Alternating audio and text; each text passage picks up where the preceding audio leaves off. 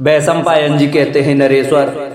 तदंतर महामनुष्य श्री कृष्ण बेलबोध के स्वयर देव को नमस्कार करके अपने श्रेष्ठ रथ पर आरूढ़ हो युद्ध के लिए चले। रथ पर बैठे हुए मधुसूदन ने पुष्कर के निकट समस्त देवगणों के साथ सत्कार पूर्वक खड़े हुए देवराज इंद्र का युद्ध के लिए आह्वान किया। तब साधुओं को समस्त मनोवांछित वस्तु प्रदान करने वाले देवेंद्र घोड़ों से जुते हुए उत्तम रथ पर जयंत सहित आरूढ़ हुए। कुरुनंदन तत्पश्चात रथ पर बैठे हुए उन दोनों देवताओं का देववश पारिजात के लिए युद्ध आरंभ हो गया।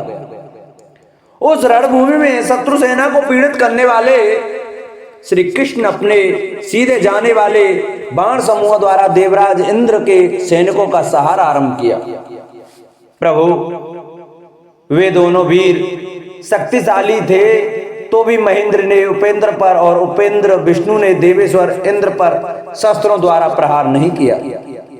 जनेश्वर जनार्दन ने महेंद्र के एक एक अश्व को दिव्यास्त्रों द्वारा अभिमंत्रित 10-10 तीखे बाणों से घायल कर दिया। राजेंद्र अमर श्रेष्ठ देवेंद्र ने भी दिव्यास्त्रों द्वारा अभिमंत्रित कर भयंकर बाणों से श्री कृष्ण के सैव्य आदि चारों घोड़ों को आच्छादित कर दिया। श्री कृष्ण ने इंद्र के ऐरावत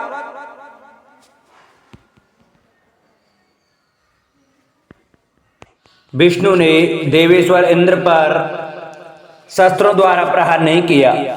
जनेश्वर जनार्दन ने महेंद्र के एक एक अश्वों को दिव्यास्त्रों द्वारा अभिमंत्रित 10-10 तीखे बाणों से घायल कर दिया।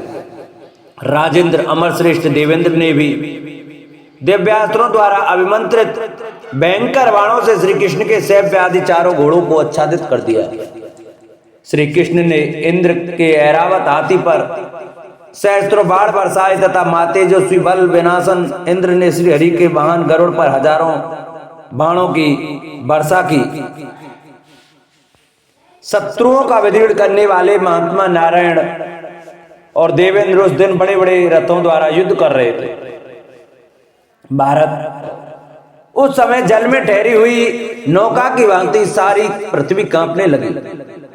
दिशाओं के प्रदेश सब ओर से दीपदाह जनित आग की लपटों से व्याप्त दिखाई देते थे। बड़े बड़े पर्वत हिल गए, सैकड़ों वृक्ष गिर गए और धर्मात्मा मनुष्य भी धराशायी होने लगे। नरेश्वर वहां सैकड़ों बार वज्रपात हुआ तथा प्रजानाथ समस्त सरताएं अपने प्रभाव के प्रतिकूल उल्टी दिशा में बहने लगी। चारों ओर आंधी चलने लगी, प्रवासुन उल्काएं गिरने लगी और प्राणियों के समुदाय रथों की घरघराहट से बारंबार मोहित होने लगे। जनपदेश्वर पानी में भी आग जलने लगी। आकाश में सब और ग्रह दूसरे ग्रहों के साथ युद्ध करने लगे। सैकड़ों तारे टूटकर स्वर्ग से पृथ्वी पर गिर पड़े। दिग्गज और पाताल निवासिनी नाग अत्यंत कुपित हो उठे। गधाओं की भांति धूसर और अरुण वर्ण वाले बादलों के टुकड़े बड़े जोर जोर से गर्जना करते हुए आकाश में छा गए और उल्कापात तथा रक्त की वर्षा करने लगे। नरेंद्र शिरोमणे उस समय उन दोनों देव वीरों को युद्ध में उपस्थित हुआ देख भूमि, अंतरिक्ष तथा आकाश के प्राणी स्वस्थ न रह सके। मुनिगण जगत के हित की कामना से मंत्रों का जाप करने लगे और महात्मा ब्राह्मण भी बड़ी उतावली के साथ उन्हीं मंत्रों के जप में संलग्न हो गए। तब महातेजस्वी ब्रह्मा ने कश्यप से कहा, सुव्रत तुम बहु अदिति के साथ जाओ और दोनों पुत्रों को मना करो। नरश्रेष्ठ तब ब्रह्मा जी से बहुत अच्छा कहकर मुनिवर कश्यप रथ पर बैठकर गए और दोनों पुत्रों के निकट खड़े हो गए। बीच में अतिथि सहित कश्यप को खड़ा हुआ देख वे दोनों महाबली वीर रथों से पृथ्वी पर उतर आए। शत्रुओं का दमन करने वाले उन दोनों वीरों ने हथियार नीचे डालकर समस्त भूतों के हित में तत्पर रहने वाले धर्म तत्व के ज्ञाता माता पिता को प्रणाम किया।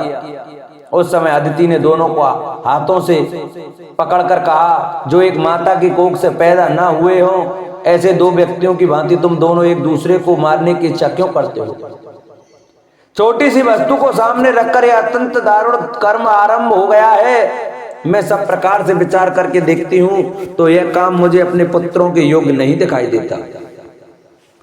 यदि तुम दोनों को माता की बात सुननी है और अपने पिता प्रजापति की आज्ञा का पालन करना है तो तुम दोनों नीचे हथियार डालकर सामने खड़े हो जाओ और मैं जो कहूं उसे मानो। तब बहुत अच्छा कहकर दोनों महाबली देवता स्नान की इच्छा से परस्पर बात करते हुए गंगा तट पर गए। इंद्र ने कहा, श्री कृष्ण, तुम समस्त संसार की सृष्टि करने वाले प्रभु हो। तुमने ही सारी त्रिलोकी के राज्य पर मुझे स्थापित किया है। स्थापित करके फिर किस लिए मेरा अपमान करते हो? कमल नयन, तुम मेरे भाई होकर भी मेरी ज्येष्ठता को दूर हटाकर उसका कुछ भी ख्याल नहीं करके कैसे मेरे जीवन दीप को सदा के लिए बुझा देना चाहते हो? नरेश्वर, गंगा जी के जल में नहाकर दृढ़ता पूर्वक उत्तम व्रत का पालन करने वाले वे दोनों महात्मा श्री कृष्ण और इंद्र जहां कश्यप और अदिति विद्यमान थे वहां पुनः आ पहुंचे। मुनि लोग उस स्थान का नाम प्रिय संगमन बताते हैं जहां वे दोनों कमल लोचन बंधु माता पिता से मिले थे। कुरुनंदन, तदंतर श्री कृष्ण ने इंद्र को उस स्थान पर अपनी वाणी द्वारा अभयदान दिया जहां समस्त धर्माचारी देवता एकत्रित थे। तत्पश्चात सब देवता उत्तम समृद्धि से जो उन्हीं के अनुरूप थी युक्त हो अपने अपने विमान द्वारा स्वर्गलोक हो गए। राजन, कश्यप, अदिति, इंद्र और कृष्ण ये सब लोग एक विमान पर बैठकर स्वर्गलोक को गए। कुरुनंदन सर्व सद्गुण संपन्न रमणीय इंद्र भवन में पहुंचकर वे समस्त धर्माचारी महात्मा बड़े आनंद के साथ एक ही जगह ठहरे। धर्म वत्सलता सची ने समस्त भूतों के हित में तत्पर रहने वाले पत्नी सहित महात्मा कश्यप की परिचर्या की। तदंतर जब रात बीती और प्रातः काल हुआ तब धर्म के तत्व को जानने वाली अदिति ने श्री कृष्ण से समस्त प्राणियों के लिए हितकर वचन कहा, उपेंद्र, द्वारका को जाओ और पारिजात भी लेते जाओ।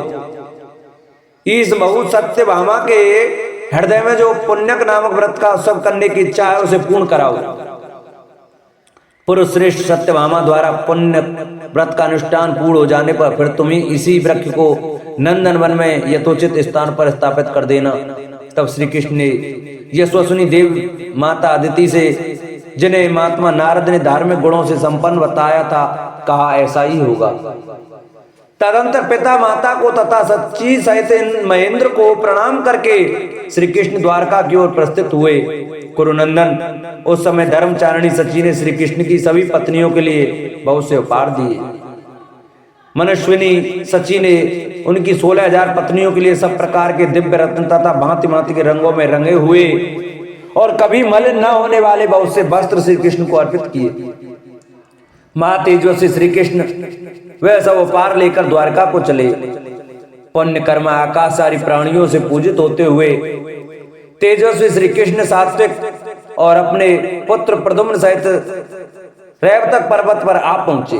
श्रेष्ठ वृक्ष पारिजात को वहीं स्थापित करके श्री कृष्ण ने सात्विक को द्वारशालिनी द्वारकापुरी को भेजा। श्री कृष्ण बोले, भीमवंशी यादवों में भीम कुल की वृद्धि करने वाले महाबाहु, तुम द्वारका में जाकर यह सूचना दे दो कि मैं इंद्र भवन से पारिजात वृक्ष को यहाँ लाया हूँ। आज मैं द्वारवतीपुरी में पारिजात वृक्ष का प्रवेश कराऊंगा, अतः नगर में सुंदर ढंग से सजावट की जाए। प्रभु श्री कृष्ण के ऐसा कहने पर सात्विक नगर में गए और उनका संदेश सुनाकर सांब आदि कुमारों तथा नागरिकों के साथ फिर वहीं लौट आए। तदंतर रथियों में श्रेष्ठ प्रद्युम्न ने पारिजात को अपने आगे गरुड़ पर रखकर सबसे पहले रमणी द्वारकापुरी में प्रवेश किया। फिर सैन्य आदि घोड़ों से जितु हुए रथ के द्वारा श्री कृष्ण ने पारिजात का अनुसरण किया। उन्हीं के श्रेष्ठ रथ द्वारा स्वात्विक और सांब भी गए। नरेश्वर, जो अन्य वृषणवंशी थे, वे अनेक प्रकार के वाहनों द्वारा महात्मा श्री कृष्ण के उस कर्म की प्रशंसा करते हुए बड़े हर्ष के साथ पुरी में प्रविष्ट हुए। सात्विक से पारिजात हरण का विस्तृत समाचार सुनकर यादव तथा नागरिक अप्रमेय स्वरूप श्री कृष्ण के उस कर्म से बड़े विस्मय को प्राप्त हुए। राजन, उस महान अभ्युदयकारी दिव्य पुष्प वाले वृक्ष को देखकर आनर्त निवासी बड़े प्रसन्न हुए। वे बारंबार देखने पर भी तृप्त नहीं होते थे। उस वृक्ष पर बहुत से पक्षी मदमस्त होकर कैलिक कला में आसक्त हो रहे थे। उस अद्भुत अचिंत्य एवं उत्तम वृक्ष का दर्शन करने वाले वृद्धों की वृद्धावस्था तत्काल दूर हो गई। उस वनस्पति की गंध सूंघकर रोगी निरोग हो गए और जिनकी आंखें पहले अंधी थी वे उस समय दिव्य दृष्टि से संपन्न हो गए। पारिजात वृक्ष पर सफेद कोकिलों को मधुर बोली बोलते सुनकर आनर्त देश के निवासी मन ही मन बड़े प्रसन्न हुए और भगवान जनार्दन की वंदना करने लगे। उस वृक्ष के समीप गए हुए मनुष्य नाना प्रकार के वाद्य और मीठे मीठे गीत सुनते थे। मनुष्य अपने मन में जिस जिस मनोरम सुगंध के लिए संकल्प करते थे वही तत्काल पारिजात वृक्ष से उनकी ग्रहणेंद्रियों में प्रकट हो जाती थी। तदंतर यदुनंदन श्री कृष्ण ने रमणीय द्वारका में प्रवेश करके महात्मा वसुदेव तथा माता देवकी का दर्शन किया। फिर क्रम से कुरुवंश के अधिपति उग्रसेन भैया बलराम तथा यादवों में जो बड़े बूढ़े मान्य देवोपम पुरुष थे उन सबसे वे मिले। तत्पश्चात उन सबका यथोचित पूजन करके उन्हें विदा करने के पश्चात आदि अंत से रहित भगवान अच्युत अपने ही भवन में चले गए। गद के बड़े भाई उन मधुसूदन ने तरुश्रेष्ठ पारिजात को लेकर सत्यभामा के भवन में प्रवेश किया। देवी सत्यभामा ने अत्यंत प्रसन्न होकर इंद्र के छोटे भाई श्री कृष्ण का पूजन किया और उस विशाल वृक्ष पारिजात को ले लिया। भारत वह वृक्ष वसुदेव नंदन श्री कृष्ण की इच्छा के अनुसार कभी छोटा हो जाता था, कभी बहुत बड़ा। यह उसके विषय में बड़ी ही अद्भुत बात थी। भरत नंदन कभी तो वह वृक्ष इतना अधिक बढ़ जाता था कि सारी द्वारका को आच्छादित कर देता था और कभी हाथ पर रख लेने योग्य अंगूठे के बराबर हो जाता था। कुरुनंदन देवी सत्या उस मनोवांछित वृक्ष को पाकर बहुत प्रसन्न हुई। उन्होंने पुण्य व्रत के लिए सामान जुटाना आरंभ किया। कुरकुल भूषण जम्बूद्वीप में जो कोई भी उपयुक्त द्रव्य थे उन सबका महात्मा श्री कृष्ण ने संग्रह किया। उस समय इंद्र के छोटे भाई जितेंद्रिय जनार्दन ने सत्यभामा के बताए और उनके द्वारा आचरण में लाए गए पुण्य व्रत में दिए जाने वाले दान को ग्रहण करने के लिए सर्वगुण संपन्न नारद मुनि का स्मरण किया। इस प्रकार श्री हरिवंश महापुराण के अंतर्गत पारिजात का आनयन विषयक 28वां अध्याय पूरा हुआ। बोलो हरिवंश महापुराण की जय।